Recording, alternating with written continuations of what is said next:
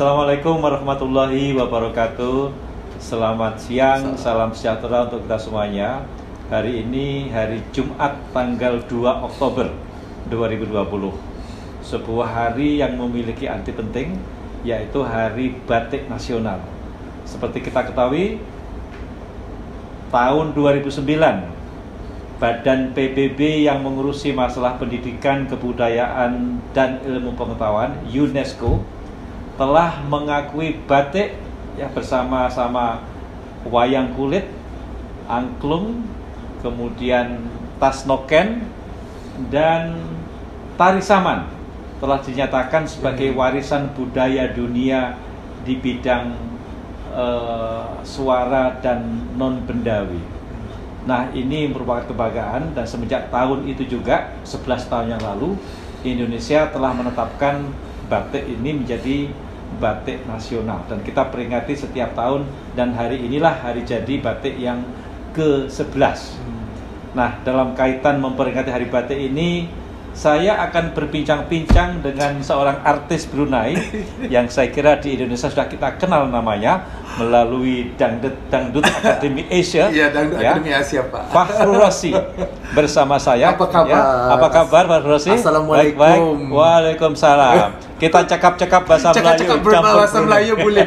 Boleh. Nah, tapi oke lah, kalau dalam bahasa Indonesia pun boleh saya jawab ya, Pak. Fakhrul Razi ya, bahasa Melayunya sudah seperti bahasa Indonesia. Ya. Jadi dalam rangka membincangkan batik ini, saya akan ngobrol-ngobrol dengan Fakhrul Razi. Tapi sebelum saya berikan kesempatan, saya mau bicara dulu bagaimana KBRI di Badan Sri Begawan ini mempromosikan batik. Jadi kami sebagai rasa bangganya batik menjadi batik nasional ini, setiap hari Rabu dan Jumat kami pakai batik. Oh, pakai batik. Jadi dan smart lah tuh, Pak ya. Jadi pakai batiknya. Ini sudah berlangsung semenjak 2010. Oh, begitu. Jadi langsung 1 tahun diputuskan kami pakai baju batik seperti ini. Setiap hari Rabu dan setiap hari Jumat. Ya, memang ada itunya. Kenapa dipilih hari Rabu atau hari Jumat? Kalau hari Jumat itu memang biasa kalau di Brunei ya, Pak. Itu biasa hari Jumat. Kalau hari Jumat biasa orang pergi ke sholat ke masjid. Mungkin itu alasan-alasannya kali ya. Kenapa? Kita hanya lihat apa di sela-sela saja. Jadi kami hari Senin, Selasa menggunakan pakaian batik lengkap gitu. Jas dasi. Kemudian Kamis juga. Tapi 2 hari inilah kita agak santai ya. Tapi bukan itu saja, saya pun juga melakukan promosi batik dengan cara, kalau saya berkunjung ke para menteri, pejabat tinggi, ke duta besar asing ya, saya bawa batik, saya kasihkan. Dan beliau biasanya pakai. Kalau kita ada undangan acara makan malam bersama, biasanya pakai batik semua. Jadi ini juga kami terus memberikan batik. Kemudian juga kami mengadakan pameran-pameran dagang, batik juga kita tunjukkan. Dan di KBRI juga kita pernah mengadakan fashion show baju batik. Ya, modelnya ada yang memang professional model, ada pula kami semua nih para staf KBRI jadi model. Nah, makanya dalam kesempatan yang baik ini saya ingin ngobrol-ngobrol sama Fakhrul Razi, bagaimana melihat Fakhrul Razi batik di Indonesia seperti apa, dan nanti bisa juga disampaikan bagaimana batik di Brunei ini sendiri. Bukan yang saya lihat, tapi yang Fakhrul Razi lihat. Iya, kalau saya mungkin kalau di Indonesia, saya dalam beberapa tahun di Indonesia bekerja sebagai satu komentator ya di salah sebuah stasiun TV di sana. Pertama kali saya berada di sana, memang saya kenal tentang batik ini, memang ciri khasnya orang Indonesia, memang ciri khas pakaian Indonesia, tapi rupa dan juga bentuk cara pendekatan batik itu di Indonesia adalah lebih kepada komersialnya. Berjumpa bersama dengan artis dan juga fashion designer seperti Ivan Gunawan. Jadi dia mempunyai beberapa set pakaian yang memangnya mengambil inspirasi batik sebagai cara ataupun pembawaan pakaian baju ya. Jadi batik itu diberikan satu nafas yang lebih kalau dalam tanda kutip lebih kekinian, dalam tanda kutip lebih keren, dan juga bukan seperti batik secara formalnya mereka memakai batik. Soimah pernah memberi kado tersebut ialah batik juga. Jadi banyak kenangan-kenangan manis yang ada kaitannya dengan batik ini kalau menurut saya lah di Indonesia. Nah, kalau datang saja ke Brunei, memang batik ini dijual di mana-mana dan pada kebiasaannya kalau kita ada acara-acara majelis, kalau mereka nggak mau memakai cara Melayu, jadi mereka dikasih option yang lain untuk memakai batik. Nah, terserah batiknya batik Indonesia atau batik jenis apa dan sebagainya. Sebetulnya kalau di Brunei mereka lebih suka memakai batik yang jenis kain yang lembut dan warna-warnanya yang agak kebiruan atau lebih yang motifnya floral. Kalau di Brunei, kalau di Indonesia, kalau kacamata di Brunei maksudnya batik itu lebih dikenali, pendekatannya itu lebih kepada baju yang seperti ini. Tetapi kalau di Brunei untuk mendapatkan baju batik Brunei itu ya lebih khusus di pusat kesenian. Bukan sesuatu yang dipromokan secara komersial. Tetapi bagi orang yang meminati batik, jadi mereka sendiri yang datang ke sana. Satu kerja tangan. Bukan batik ini bukan baju, tetapi satu amalan kerja tangan. Dan sebuah produk seni.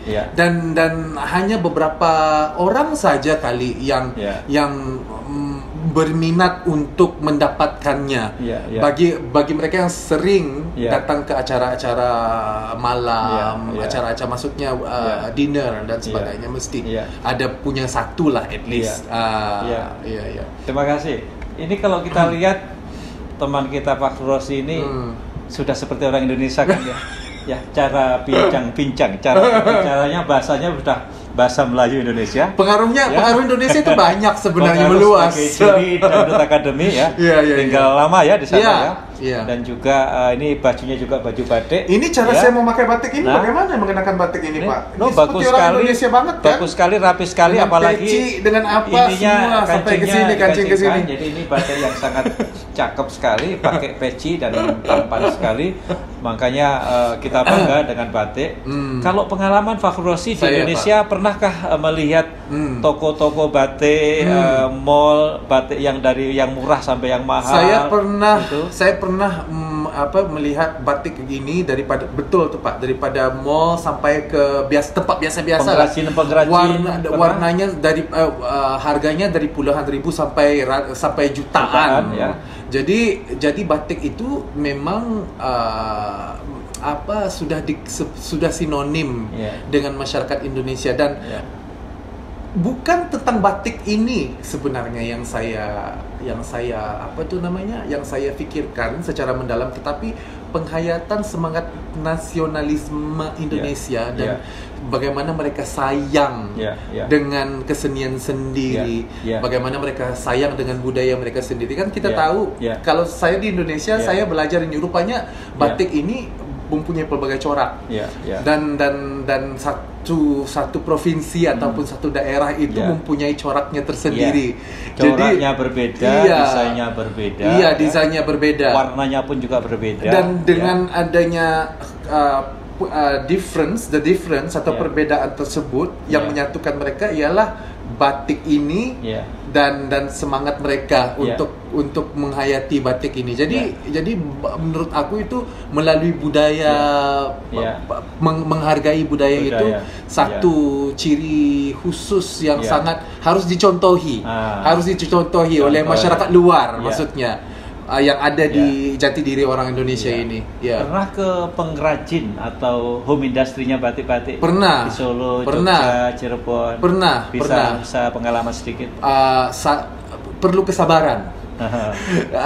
Apabila mereka membuatnya lama kadang-kadang ada yang batik-batik biasa itu cetakan aja, print aja. Jadi semakin dia dibuat yang secara khas atau kerajinan tangan itu semakin mahal dia dan semakin istimewa dia. Dan setiap batik itu kalau benar apa enggak, setiap batik itu setiap coraknya nggak akan terduplikasi atau terrepeat batik yang harganya 2 juta ke atas itu no duplicate nggak ada duplikat, jadi khas hanya satu desainnya juga satu, warnanya satu Memang di Indonesia setiap provinsi memproduksi batik kita bisa melihat nanti batik yang warna-warnanya semakin cerah biasanya yang dari pesisir.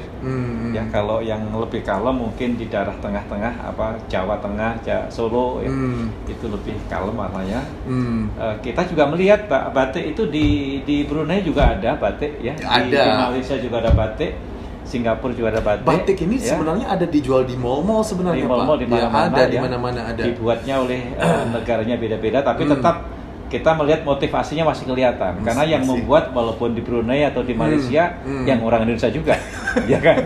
Ya, kita di Malaysia itu ada lebih dari 7 juta orang Indonesia yang bekerja ya. Di Brunei ini catatan KBRI kira-kira 50.000 orang Indonesia di sini.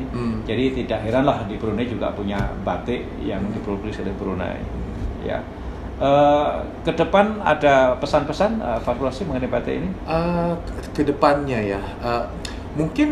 Mungkin bagi saya ialah kerjasama antara kedua-dua buah negara, bukan saja daripada batik, tapi daripada segi industri-industri yang lain, kesenian dan sebagainya. Karena walaupun negara Republik Indonesia, negara yang sememangnya besar dan mempunyai budayanya yang sememangnya berperanan besar untuk membentuk budaya-budaya yang lain, maksudnya. Kalau di Brunei Darussalam saja, apabila batik ini dikenakan oleh orang Brunei, orang Brunei akan memakai batiknya berbeda. Kalau dari segi ayam penyet, daripada Indonesia, orang Brunei akan membuat ayam penyet tetapi berbeda caranya. Jadi begitulah. Kalau di Brunei bukan ayam penyetnya. Ayam apa tuh? Ayam penyetnya berbeza. Ayam penyetnya berbeza. Jadi Bapak yang tahu bahasa Brunei. Ini bagus. Jadi inilah salah satu bentuk diplomasi pertukaran budaya ya. Fakhrurazzi kesini mengenakan batik dengan cara saya sebenarnya, tetapi nggak jauh beda juga dengan cara orang Indonesia memakaikan batik. Yang mau saya katakan bahwa salah satu cara untuk berdiplomasi, untuk mengambil hati, ini cara kawan kita. Saya dalam event-event tertentu di istana kalau ada undangan, memakai baju Melayu, Bapak. Baju Melayu. Dengan busana Melayu, dengan sampin, sinjang.